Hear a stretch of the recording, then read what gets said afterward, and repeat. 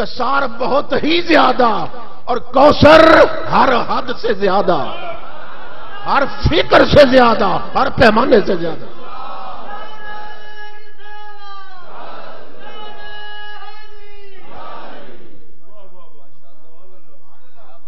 سمجھ رہے؟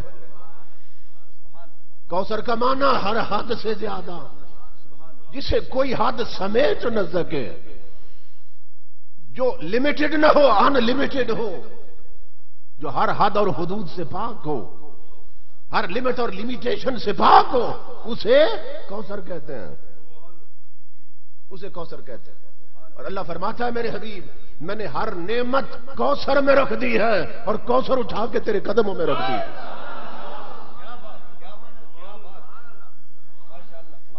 وہ کہتے حضور دے کچھ نہیں سکتے، میں کہتا ہوں تو بتا تو صحیح وہ شے جو مصطفیٰ کے قبضے میں نہیں ہے۔ اللہ اکبر۔ اللہ فرماتا ہے میرے حبیب ہم نے آپ کو کوثر عطا کی۔ اب آپ کو پتہ چلا کوثر کیا ہے؟ کوثر عطا کی۔ اللہ اکبر۔ اسی لیے فرمایا میرے حبیب منگتوں کو خالی نہ جانے دے۔ جب تیرے خزانے اتنے بھر دیے میرے حبیب تو پھر منگتوں کو خالی نہ جانے دینا۔ بعض نادان لوگ ہم پہ تان کرتے ہیں کہ ہم حضور کو خدا کا شریک بنا دیتے ہیں، اپنی نادانی کی وجہ سے۔ بعض کہتے ہیں کہ حضور کو خدا کا شریک بنا دیتے ہیں، اور کہتے ہیں حضور کو اتنا بلند کرتے ہیں کہ خدا سے ملا دیتے ہیں، حضور کی اتنی عظمتیں بیان کرتے ہیں کہ یہ سنی خدا سے ملا دیتے ہیں۔ اور میں نے کہا نادان ہم کون ہوتے ہیں ملانے والے؟ ہم کون ہوتے ہیں ملانے والے؟ 15واں پارہ سورت کی پہلی آیت پڑھ، اسرا بعبدہ، ہم مصطفیٰ کو خدا سے نہیں ملاتے، اور معراج کی رات وہ خود بلا کے ملتا ہے۔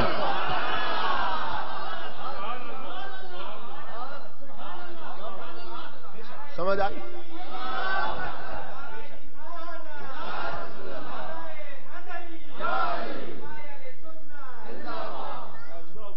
ہم کون ہوتے ہیں ملانے والے؟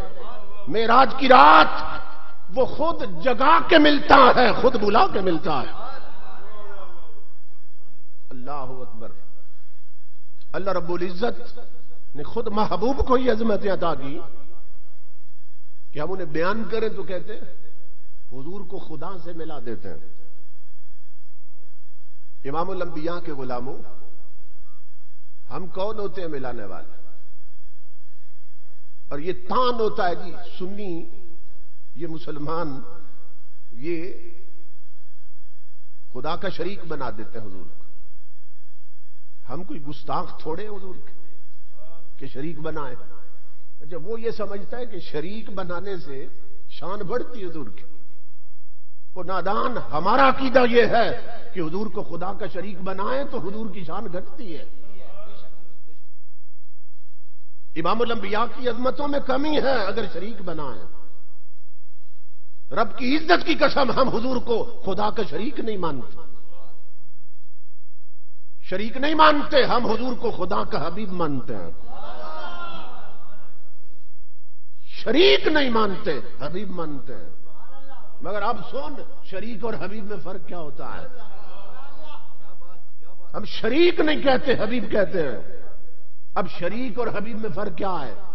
شریک کی شراکت ہوتی ہے، انگلش میں اگر اس کا معنی کرے تو پارٹنر کو شریک کہتے ہیں، اور پارٹنرشپ شراکت کو کہتے ہیں۔ سمجھ رہے ہیں نا کہ جس کاروبار میں جس شے میں آپ پارٹنر بن گئے اس کا مطلب یہ ہے آپ سارے کے مالک نہیں۔ اگر شریک ہوئے نا تو پتہ چلا کوئی اور بھی مالک ہے۔ سمجھ رہے بات؟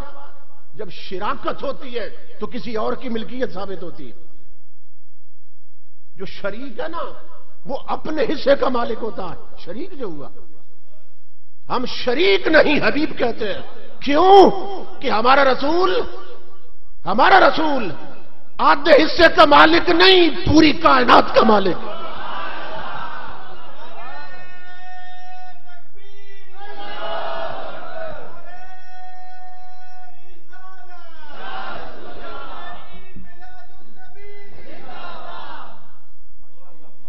شریک اپنے حصے کا مالک ہوتا ہے، حبیب سارے کا مالک ہوتا ہے، حبیب سارے کا مالک ہوتا ہے۔ تو ہم کوئی گستاخ ہیں حضور کے کہ شریک بنائے؟ شریک نہیں حبیب کہتے ہیں، شریک نہیں حبیب کہتے ہیں۔ شریک کا حال تو یہ ہے، اگر آپ کسی کے ساتھ شریک ہو جائیں کاروبار میں، مثال دے رہا ہوں، برتنوں کی کاروبار کر لیں، ایک دن آپ بیٹھے ایک دن وہ بیٹھے دکان پہ، آپ جائیں آپ کہیں بھئی میں یہ برتن توڑنا چاہتا ہوں، وہ کہے گا بھئی یہ برتن بیچنے کے لیے بنائے ہیں، توڑنے کے لیے تو نہیں بنائے، اور تو شریک ہے، سارے کا مالک تو نہیں ہے، اگر توڑنا ہے نا پھر اپنا حصہ الگ کر لے،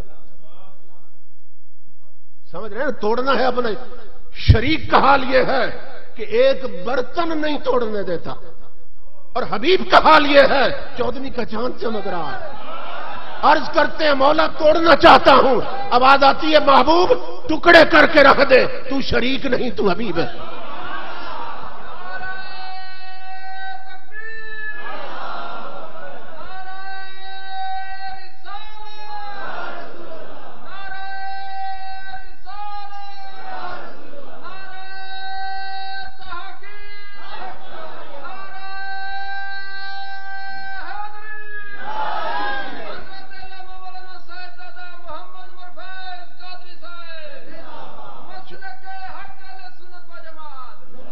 چودھویں کا چاند چمک رہا ہے، عرض کرتے ہیں مولا توڑنا چاہتا ہوں، آواز آتی ہے ٹکڑے کر دے میرے حبیب، تو شریک نہیں حبیب ہے۔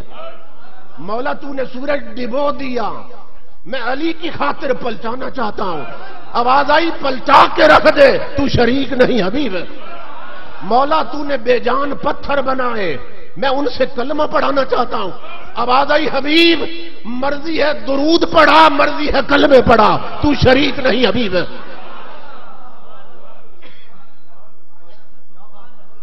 سمجھ رہے حضور شریک نہیں حبیب ہے، کیوں؟ اس لیے یہ مانگے تو وہ دیتا ہے، وہ دے تو یہ مانگتے ہیں، یہ کہے تو وہ کرتا ہے، وہ کرے تو یہ کہتے ہیں۔ ذاتیں دو ہیں مگر مرضی ایک ہے، ذاتیں دو ہیں مگر رضا ایک ہے، ذاتیں دو ہیں مگر محبت ایک ہے، ذاتیں دو ہیں مگر عمل ایک ہے۔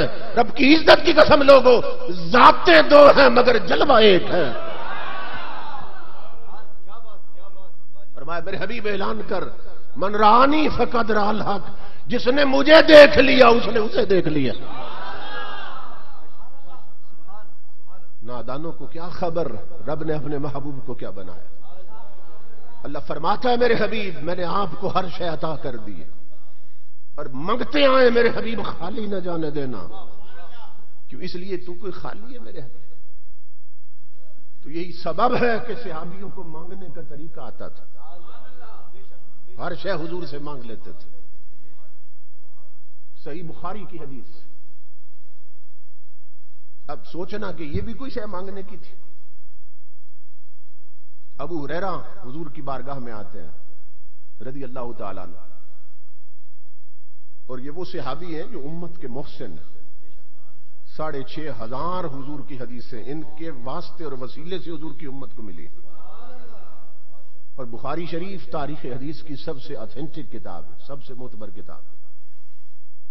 اس میں ہے عرض کرتے ہیں انی اسمع منک حدیثا کثیرا یا رسول اللہ فانساہ، انی اسمع منک حدیثا کثیرا یا رسول اللہ فانساہ، یا رسول اللہ میں آپ سے بہت باتیں سنتا ہوں بھول جاتا ہوں، کیونکہ بھولنے کی بیماری ہے۔ ابو ہریرہ عرض کرتے ہیں رضی اللہ تعالی، یا رسول اللہ بھولنے کی بیماری ہے، نسیان ہے مجھے، بھول جاتا ہوں، یا رسول اللہ کرم فرمائے۔ امام الانبیاء نے فرمایا ابسط رداک، یہ نہیں فرمایا حضور نے ابو ہریرہ یہ میرا کیس تو نہیں، یہ تو حکیموں کا کیس، کوئی نماز روزے حج اور زکوٰۃ کی بات ہے، مسئلہ پوچھنا ہے تو پوچھ لے مجھ سے۔